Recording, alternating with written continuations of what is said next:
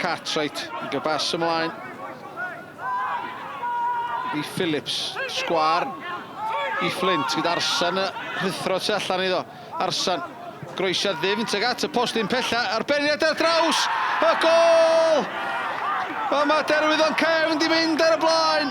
Dechrau perffaith i dîm Bruno Lopez. Groesiad o didog gan Naim Arsan, arbeniad yn glinigol gan Cartwright. Gig gornel, digon o daldra yn nhîm derwyddon Cefn. Tuag at y postyn agosam yn cael ei chlirio gan Edwards unwaith eto. Arsan ar ei droed, chwith yr ergyd yn sar o'r postyn. A mae yna gyfle i Alex Darlington. A mae di dyblu mantais derwyddon Cefn. Tipyn anlwc i Gaernarfon, Bale yn taro'r postyn. A taro Cefn, Josh Tippett. A fel pob ymasodwr da, Alex Darlington yno. Augustine allan i Bradley.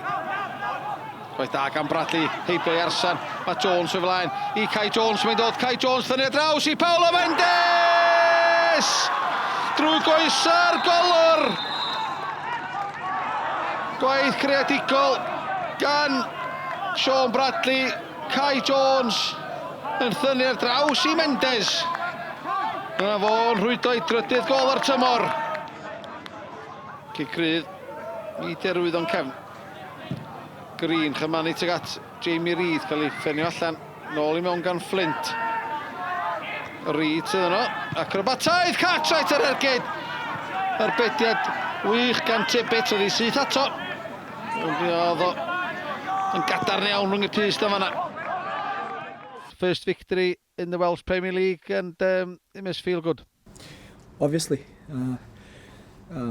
we knew that victory will come.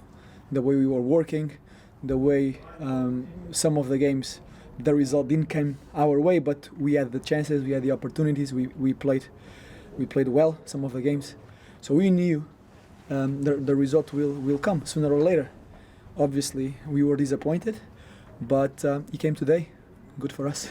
Oedd hanner cyntaf ni ddim digon da. Dwi'n meddwl fi sy'n gael cymryd y bai am hwn. Falle gael y tacteg yn wrong heddiw, ond ie, o'n i ddim wneud digon hanner cyntaf. Wedyn, dyn ni'n trio dal i fyny'r gêm a ddau gol lawr, ond na, ddim digon da gyda ni heddiw.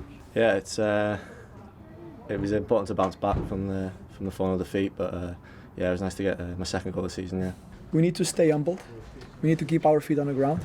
We are not the worst team in the world before, and we are not the best team in the world now. It's the same thing. We got to just keep working, being humbled, and the results will come.